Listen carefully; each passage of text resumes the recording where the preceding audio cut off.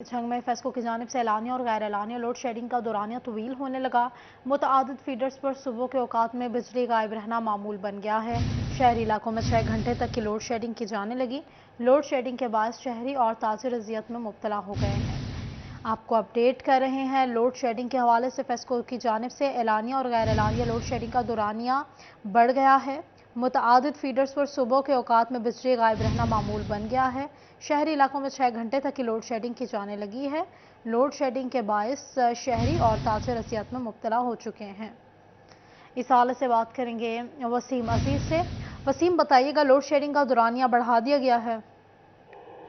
जी बिल्कुल, मौसम बदल गया है मगर महकमा फेस्को की रिवायत जो है वो ना बदल सकी। फेस्को की जानिब से इलानिया लोड शेडिंग के साथ साथ गैर इलानिया लोड शेडिंग का दौरानिया भी तवील होने लगा है।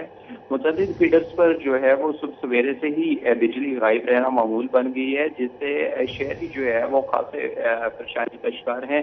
शहरी इलाकों में अगर लोड शेडिंग की बात की जाए तो 6 घंटे का जो दौरानिया है वो लोड शेडिंग का जारी है, जबकि अगर देही इलाकों की बात की जाए तो 8 से 10 घंटे तक का दौरानिया जो है वो लोड शेडिंग का देही इलाकों में है। लोड शेडिंग के बायस ना सिर्फ शहरी अजियत में मुब्तला है बल्कि ताजिर भी खासी मुश्किलात का शिकार हैं। ताजिरों का कहना है कि फेस्को हुकाम को चाहिए वो मेंटेनेंस का काम जो है वो जल्द मुकम्मल कर ले ताकि उन्हें जो दीगर परेशानी है उसका सामना ना करना पड़े। जी, लोड शेडिंग का दौरानिया बढ़ा दिया गया है। शहरी इलाकों में 6 घंटे तक की लोड शेडिंग जारी है। लोड शेडिंग के बाद शहरी और ताजिर अजियत में मुब्तला हो चुके हैं। बहुत शुक्रिया अजीम अपडेट करने के लिए।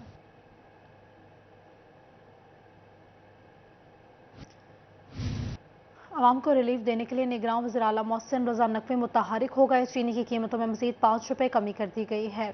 चीनी की रिटेल कीमत 130 रुपये फ़ी किलो हो गई है। वज़ीर आला ने चीनी की कीमत 100 रुपये फ़ी किलो तक लाने की यकीन दहानी करवा दी है। शराज भट्ट से बात करेंगे, हमारे साथ मौजूद हैं। शराज, बताइएगा, चीनी की कीमतों में कमी हुई है? जी बिल्कुल, जैसा कि हम जानते हैं मोहसिन रज़ा नकवी ने फैसलाबाद का भी दौरा किया था और फैसलाबाद दौरे में उन्होंने जिस तरीके से बाकी दीगर उन्होंने सेक्टर्स के अंदर मुलाकात की थी कारोबारी हजरात से, और इसके साथ उन्होंने शुगर डीलर्स के साथ भी मुलाकात की। और तो इस मौके पर उन्होंने चीनी की कीमतों को कम करने के हवाले से खुसूस तौर पर इकदाम उठाने का किया था और उसके नताइज हमें नजर आना शुरू हो चुके हैं। उन्होंने मुलाकात में ये ब्रीफिंग के दौरान भी, मीडिया टॉक के दौरान भी उन्होंने बताया था कि चीनी की कीमतें 145 पर आ चुकी हैं, लेकिन हम इस आदमी का इजहार करते हैं कि चीनी की कीमतें जो ओरिजिनल हैं वो 100 रुपये फी किलो हैं। और इस वक्त जो चीनी की कीमतों में मजीद कमी हुई है और 5 रुपये मजीद कमी के बाद रिटेल प्राइस जो है 135 रुपये हो चुकी है। और बताया जा रहा है कि शुगर डीलर्स की जानिब से कि चीनी की कीमतों में मजीद कमी भी मुतवक्के है और आने वाले दिनों में चीनी की कीमत जो है वो 120 रुपये तक अगले एक हफ्ते के अंदर आ जाएगी। और जिस तरह से निगरान वज़ीर आला मोहसिन रज़ा नकवी ने यकीन दहानी करवाई आवाम को कि वो सख्ती आवाम की पहुंच तक रखेंगे, और इसी वाले से वो इक़दाम भी होते हुए नजर आ रहे हैं अमली तौर पर। और चीनी की कीमतें 135 रुपये इस वक्त जो है वो मिल रही हैं और 146 के करीब इस वक्त एक्स मिल रेट चल रहा है। एक्स मिल रेट भी नीचे आता नजर आ रहा है। क्रशिंग सीजन भी शुरू हो चुका है। यही वजह है कि चीनी की जो स्मगलिंग उसको भी रोका जाएगा। चीनी की जो सप्लाई मुल्क के अंदर उसको यकीनी बनाया जाएगा। चीनी की कीमतों को कमी करने के हवाले से हुकूमती इक़दाम नजर आना शुरू हो गए हैं, जैसे कि दीगर कमोडिटीज की प्राइसेस में कमी होना शुरू हो गई, उसी तरह से चीनी की कीमतें भी वाज़ेह कमी नजर आ रही है। चीनी की कीमतों में वाज़ेह कमी आई है। वज़ीर आला की चीनी की कीमत 100 रुपये तक लाने की यकीन दहानी, ऐसा बता रहे थे शहराज। बहुत शुक्रिया शहराज आपका।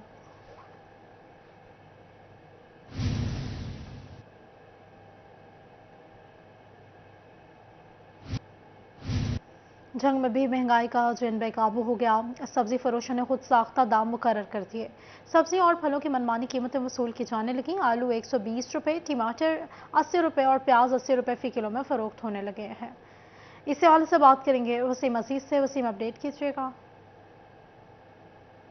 जंग में सब्जी की कीमतों में उतार चढ़ाव का सिलसिला जारी है। जंग में ग्राम फरोशियों की जानिब से मनमानी कीमतें वसूल की जा रही हैं, जिसमें अगर बात की जाए आलू की कीमत की तो आलू आज जो है वो सरकारी रेट के मुताबिक 120 रुपये फ़ी किलो के हिसाब से मुकर्रर किया गया है। इसी तरह अगर बात की जाए टमाटर 80 रुपये, प्याज 80 रुपये और जो भिंडी है वो 50 रुपये, गोभी 100 रुपये, जबकि अगर बात की जाए खीरे की कीमत की तो खीरा जो है वो 50 रुपये फ़ी किलो के हिसाब से फ़रोख्त हो रहा है। इसी तरह दीगर सब्ज़ी की कीमतों में भी उतार चढ़ाव का सिलसिला जारी है। शहरियों की जानिब से डिप्टी कमिश्नर से दरख्वास्त की गई है कि मार्केट कमेटियों को फ़ाल किया जाए और इसी के साथ जो है वो रोज़ाना की बुनियादों पर मार्केटों को चेक किया जाए, सब्ज़ी मंडी को चेक किया जाए ताकि वहाँ पर जो है वो सब्ज़ी के रेट कम मुकर्रर हों और शहरियों को जो है वो कुछ रिलीफ फराहम हो सके। शहरियों की जानिब से डिप्टी कमिश्नर से मज़ीद दरख्वास्त की गई है कि एतवार के रोज़ शुक्रिया जो है वसीम अपडेट्स करने के लिए। नोट में भी महंगाई का जिन बेकाबू हो गया है, सब्जियों की कीमतें आसमान से बातें करने लगी हैं। शहरियों ने कीमतों में कमी का मुतालबा कर दिया है। सब्ज मसालों की कीमतें कम हुई हैं। इसी हवाले से बात करने के लिए मौजूद हैं बाबर मुनीर। अपडेट कीजिएगा बाबर। बिल्कुल जी, चिन्नौट की सब्ज़ी मंडी में महंगाई का तूफ़ान है। जो सब्ज़ियां हैं उनकी कीमतें फिर से बढ़ी हैं। कोई भी सब्ज़ी 100 रुपये से कम नहीं है। कद्दू, गोभी और इसके साथ साथ दीगर जो सब्ज़ियां हैं उनकी जो कीमतें हैं उनमें 5 से 7% तक मज़ीद इजाफा हुआ है। गोभी जैसी जो सब्ज़ी है वो भी 120 रुपये, इसी तरह कद्दू 110 रुपये हैं। घिया, तोरी और करेले जैसी जो सब्ज़ी है वो भी उनकी कीमतें भी 100 रुपये से ज़ायद हैं, जिस वजह से जो ख़रीदार हैं उन्हें मसाइल का सामना करना पड़ रहा है। उनका कहना है कि ये कीमतें आसमान से फिर से बातें कर रही हैं। शहरी मौजूद हैं, उनसे बात करते हैं। क्या कहेंगे, सब्जियों की कीमतें ज़्यादा हैं, सब्ज़ मसालों की कीमतें कुछ कम हुई हैं? सब्ज़ मसाले की कीमतें कम हुई हैं। सब्जियां बहुत महंगी हैं। 100 रुपये, 150 रुपये, 200 रुपये। गोभी देख लो 250 रुपये, मटर देख लो 400 रुपये। गरीब आदमी कहाँ जाए, अपने बच्चों का पेट पाले या सब्जियां खरीदे, ऊपर से बिल मार दे रहे हैं गरीब आदमी। गवर्नमेंट से अपील करता हूँ, बराए मेहरबानी है ये ज़रा चीज़ों के ऊपर ज़रा इंटरव्यू लें। बिल्कुल जी, शहरियों का इस सिलसिला में कहना है कि आए रोज़ जो सब्जियां हैं उनकी कीमतों में होशरुबा इजाफा हो रहा है, जिस वजह से सब्जियों की कीमतें उनकी पहुंच से दूर हो गई हैं। मकामी सब्जी बावजूद इनकी कीमतें खरीदारों का सब्जियों की कीमतें कम करने के मुतालबात का मुतालबा, इस हवाले से हमें बाबर अपडेट कर रहे थे। बहुत शुक्रिया आपका। फैसलाबाद में गंदम की काश्त का हदफ 5,75,000 एकड़ मुकर्रर। पैदावारी हदफ 40 मन फी एकड़ होगा। सेक्रेटरी ज़राअत ने जिम्मेदारियां तफवीज़ कर दी हैं। आपको बता रहे हैं फैसलाबाद में गंदम की काश्त का हदफ मुकर्रर कर दिया गया है। फैसलाबाद में 5,75,000 एकड़ गंदम काश्त होगी। पिछले बरस की नस्बत पैदावारी हदफ में 10 मन फी एकड़ इजाफा। रवा साल पैदावारी हदफ 40 मन फी एकड़ होगा। सेक्रेटरी ज़राअत ने जिम्मेदारियां तफवीज़ कर दी हैं। महकमा ज़राअत हदफ की तकमील पर अमल दरामद करवाएगा। मौसमियाती तब्दीलियों से मुतल्लिका नई इकसाम की काश्त की भी हिदायत जारी हुई हैं। इस हवाले से बात करेंगे अब्दुल रहमान से। बताइएगा अब्दुल रहमान।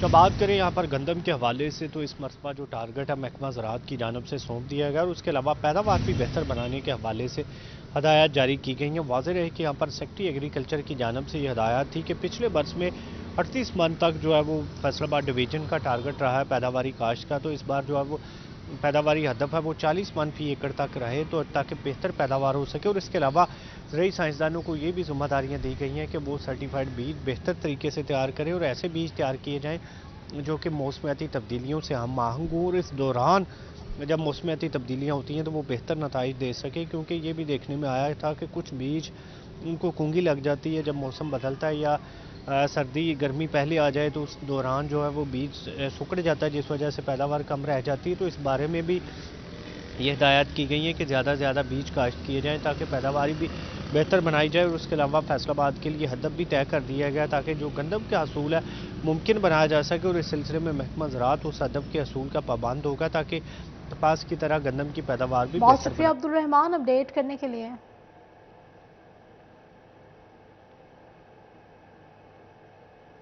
एफबीआर का मुल्क भर में कारोबार करने वालों की आसानियों के पेश नज़र बड़ा इक़दाम सेल्स टैक्स रिटर्न फाइल करने के लिए सिंगल पोर्टल बनाने का फैसला कर लिया गया। सिंगल पोर्टल के डिज़ाइन, डेवलपमेंट और नफाज के लिए बाकायदा टीम भी तश्कील दी गई है। चेयरमैन एफबीआर की हिदायत पर बनाई गई कमेटी सिंगल पोर्टल की तश्कील के पेश नज़र पंजाब रेवेन्यू अथॉरिटी और स्टेक होल्डर्स से मुशावरत भी करेगी।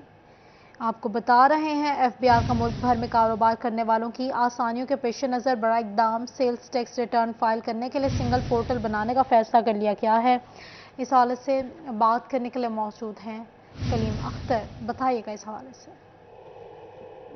जी बिल्कुल, फेडरल बोर्ड ऑफ रेवेन्यू का मुल्क भर में कारोबार करने वालों की आसानी के पेश नज़र सेल्स टैक्स रिटर्न फाइल करने के लिए सिंगल पोर्टल बनाने का फैसला किया गया है।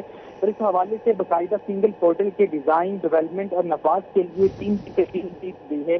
चेयरमैन एफबीआर की हदायत पर 4 मेंबरान समेत एक ग्रेड 20 के चीफ IT SPR शाही को चेयरपर्सन तैनात किया गया है और इस टीम के लिए ग्रेड 21 और 20 के सुपरवाइजरी की खिदमत भी डाल देंगे। जबकि इस टीम की मामलत के लिए ग्रेड 19 और 20 के 2 अफसरान भी नामजद किए गए हैं और इस सिंगल पोस्ट बनाने वाली टीम को पंजाब रेवेन्यू अथॉरिटी और स्टेक होल्डर से मुशावरत करने की बाकायदा तौर पर हदायत भी की गई है और ये कमेटी एफबीआर और PRA की सिंगल पोर्टल का काम टेलीकॉम सेक्टर के लिए 31 अक्टूबर तक खत्म करेगी। जी बहुत शुक्रिया करीम अपडेट करने के लिए।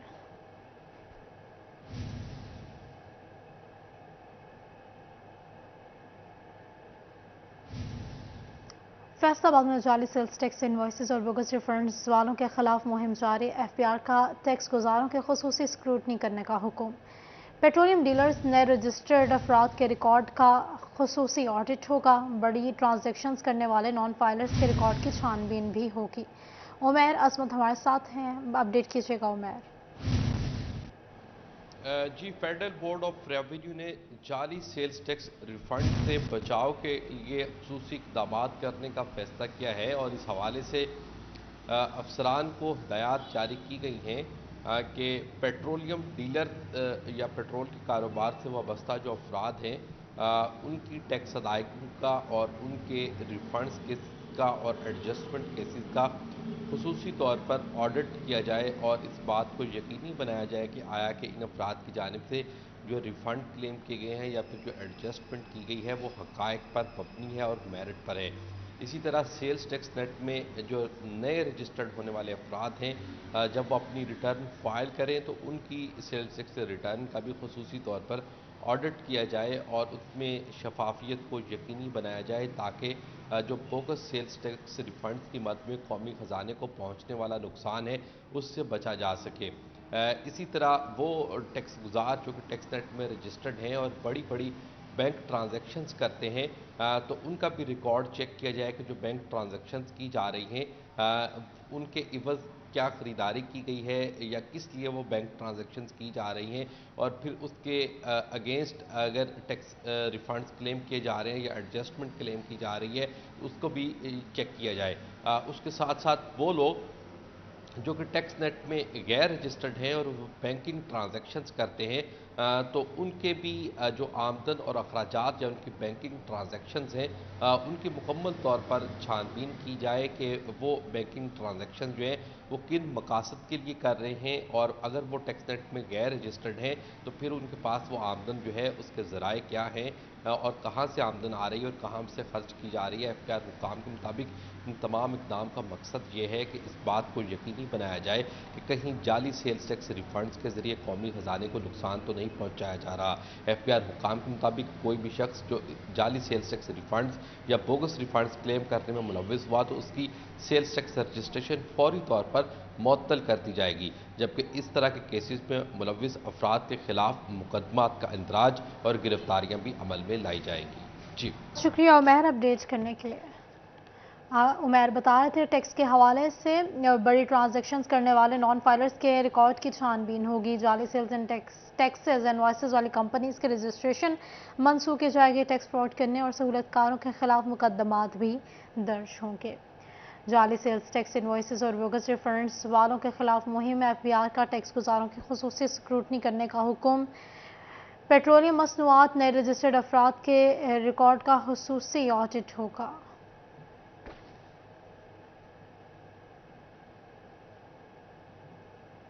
इस्लामाबाद में कायम सहूलत डेस्क छुट्टी के रोज भी काम करेगा।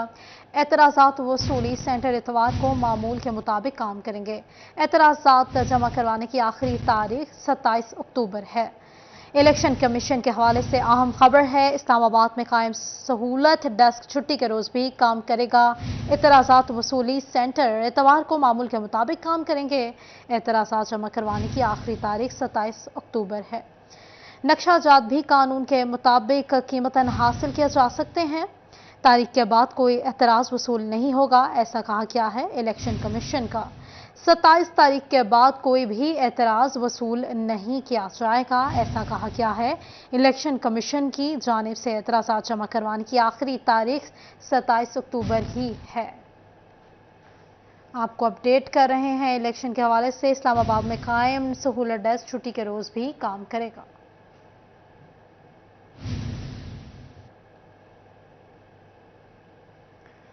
मियां मोहम्मद नवाज शरीफ की वतन वापसी के बाद फैसलाबाद की ताजिर बरादरी और कारोबारी हजरात ने फौरी इलेक्शन का मुतालबा कर दिया। कहते हैं कि कारोबार में हर सेक्टर गैर यकीनी सूरत हाल का शिकार है। आम इंतखाबात से इस्तेहकाम आएगा। शराज भट्ट हमारे साथ हैं। शराज, अपडेट कीजिएगा। मोहम्मद नवाज शरीफ की वतन वापसी पर इस वक्त फैसलाबाद के ताजरों की जानिब से जो मुतालबा रखा जा रहा है वो सबसे बड़ा मुतालबा एक ही है, वो ये है कि फौरी तौर पर मुल्क के अंदर आम इंतखाबात होने चाहिए। इस हवाले से ताजर मौजूद हैं हमारे साथ। एम्ब्रॉयडरी मशीन एसोसिएशन से राना अब्दुल गफूर प्रेसिडेंट हैं, उनसे गुफ्तगू करते हैं और जानते हैं कि वो इलेक्शंस के जो डिमांड है उसके हवाले से क्या कहना चाहिए। राना साहब, क्या कहेंगे, मुल्क में इंतखाबात फौरी होने चाहिए? जी बिस्मिल्लाहिर्रहमानिर्रहीम। जी बट साहब, एक्चुअली किसी भी मुल्क के इस्तेहकाम के लिए वहाँ पे जो है ना पॉलिटिकली इस्तेहकाम बहुत ज़्यादा ज़रूरी होता है। अब नवाज शरीफ साहब तशरीफ़ ले आए हैं। मैं ये समझता हूँ किसी भी पार्टी को इस जंग से, इस इलेक्शन से बाहर नहीं रखना चाहिए। तमाम पार्टियों को इसमें बुलाना चाहिए। जिन लोगों के ख़िलाफ़ मुकदमे हैं, ठीक है, आप लोग मुकदमे चलाएं, लेकिन किसी को भी इस रिंग से बाहर ना रखें। जब तमाम पार्टियां इलेक्शन लड़ेंगी और फिर इलेक्शन होगा, इस मुल्क में एक इस्तेहकाम आएगा जिससे इंडस्ट्री भी चलेगी, लोगों के कारोबार भी चलेंगे और आइंदा आने वाले दिनों में पॉलिसीज़ बनाने में जो है बहुत ज़्यादा सूदमंद होगी। मैं ये समझता हूँ, कल मैंने नवाज शरीफ साहब को आते हुए देखा, उनकी तकरीर सुनी, उनकी उन लाख इख्तलाफ सही उनसे, मुझे उनकी सियासी ज़िंदगी से लाख इख्तलाफ सही, लेकिन वो मुझे लग रहा है कि एक बदले हुए जो लीडर हैं, उनका बड़ा पॉजिटिव एटीट्यूड था, बिला वजह किसी पे तनकीद नहीं की। और सबसे बड़ी बात जो मुझे उनकी पसंद आई है कि उन्होंने फ़लस्तीन का झंडा लेके लहराया और पूरी पाकिस्तानी कौम और पूरी मुस्लिम कम्युनिटी की नुमाइंदगी करते हुए लोगों को ये बताया कि हम यकजान हैं, मुत्तहिद हैं, फ़लस्तीन के मसले पर हमारी जान सब लोगों की कुर्बान है। और ये मैसेज गया सारी दुनिया को कि पाकिस्तान की अवाम, पाकिस्तान के तमाम लीडर, चाहे वो अपोजिशन में हो, चाहे सियासत में हो, चाहे सियासत में ना हो, वो फ़लस्तीन के मसले पर सब लोग मुत्तहिद हैं। अल्लाह ताला उनके लिए मुश्किलात जितनी भी हैं वो आसान करे। वैसे अगर देखें, ये निगरान सेटअप बहुत अच्छा काम कर रहा है, बहुत अच्छा काम कर रहा है। ये वो फैसले कर रहा है, मुश्किल फैसले कर रहा है जो सियासी लोगों को करने चाहिए थे, मुल्क के मफाद में करने चाहिए थे। अभी इनका जो महीना, सवा महीना या 1.5 महीना इनको आए हुए हैं, मुल्क को ये ऊपर लेके गए हैं। हर चीज़, हर करप्शन पे जिन लोगों ने हाथ डाला है, चाहे वो ज़खीरा अंदोज़ी हो या स्मगलिंग हो। डॉलर देखें, ये लोग नीचे लेके आए हैं, बहुत अच्छा काम कर रहे हैं। जो नेक्स्ट गवर्नमेंट आती है, मैं उनको ये कहूँगा कि इनकी तकलीद करें। जो ये पॉलिसीज़ इख्तियार कर रहे हैं, मुश्किल फैसले करें, अवाम के लिए फैसला करें, ना कि अपने पेट पालें और आपस में मुकमका ना करें। आप अपने लिए फैसले ना करें, कौम के लिए करें। कौम के लिए फैसले करें। लेकिन इस वक्त ताजर बरादरी की जानिब से हुकूमत वक्त से भी और खास तौर पर निगरान हुकूमत बहुत अच्छे काम कर रही है। बहुत शुक्रिया शराज आपका।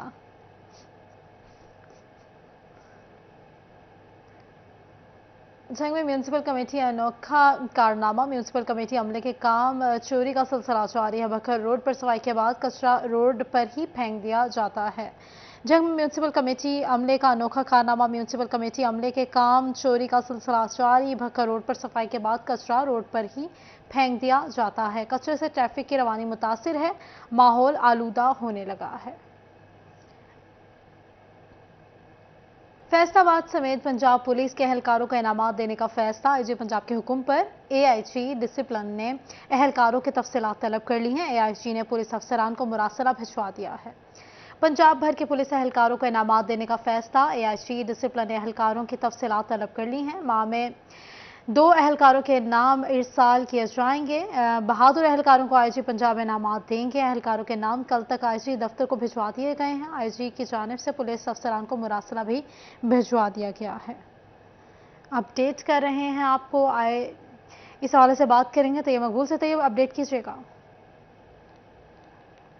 जी बिल्कुल, फैसलाबाद समेत सूबा पंजाब की पुलिस के ऐसे एहलकार जिन्होंने अच्छी कारकर्दगी का मुजाहरा किया, उनको इनामात देने का फैसला किया गया है। और इस हवाले से एआईजी डिसिप्लिन पंजाब की जानब से फैसलाबाद समेत सूबा के तमाम जिले पुलिस सरबराहान को तहरीरी तौर पर मरासला भी भिजवा दिया गया है, जिसमें AIG डिसिप्लिन का कहना था कि IG पंजाब की जानब से बहादुरी का मुजाहरा करने वाले अहलकारों को इनामात देने का फैसला किया गया है। और इस हवाले से ऐसे अहलकार जिन्होंने गुज़िश्ता 2 माह के दौरान पुलिस मुकाबलों के दौरान या शहरियों की जानो माल की हिफाजत करने के दौरान बहादुरी का मुजाहरा किया, अच्छी कारकर्दगी का मुजाहरा किया, उनके नाम और उनकी तफसीलात कल यानी 23 अक्टूबर तक लाजमन IG दफ्तर में भिजवा दी जाए। AIG डिसिप्लिन का कहना था कि IG पंजाब का ये विजन है कि जो अहलकार बेहतरीन कारकर्दगी का मुजाहरा करे उनकी हौसला अफजाई हर सूरत होनी चाहिए। IG पंजाब की जानब से गुज़िश्ता माह कई महीनों के दौरान भी अच्छी कारकर्दगी का मुजाहरा करने वालों को इनामात दिए गए, उनको बुलाकर IG दफ्तर में उनकी हौसला अफजाई की गई। इसी सिलसिले को आगे बढ़ाते हुए IG पंजाब ने गुज़िश्ता 2 माह के दौरान बहादुरी का मुजाहरा करने वालों को इनामात देने का फैसला किया है। और जैसे ही ये तमाम तर तफसीलात सूबा भर से IG पंजाब के दफ्तर में जमा होंगी, उन अहलकारों को इनामात देने के लिए IG दफ्तर बुलाया जाएगा और IG पंजाब अपने हाथों से उनको इनामात तकसीम करेंगे। AIG अपडेट करने के लिए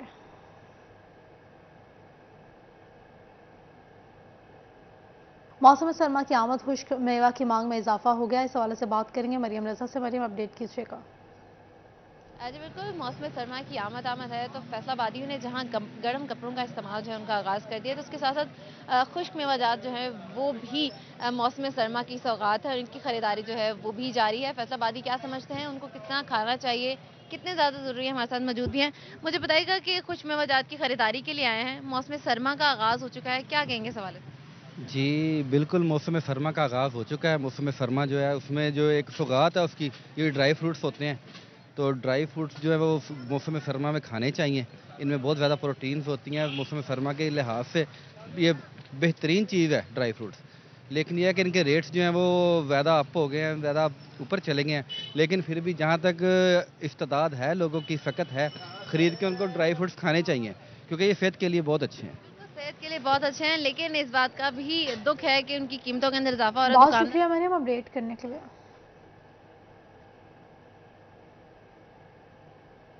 न्यूज़ स्टूडियो से फिल वक्त इतना ही।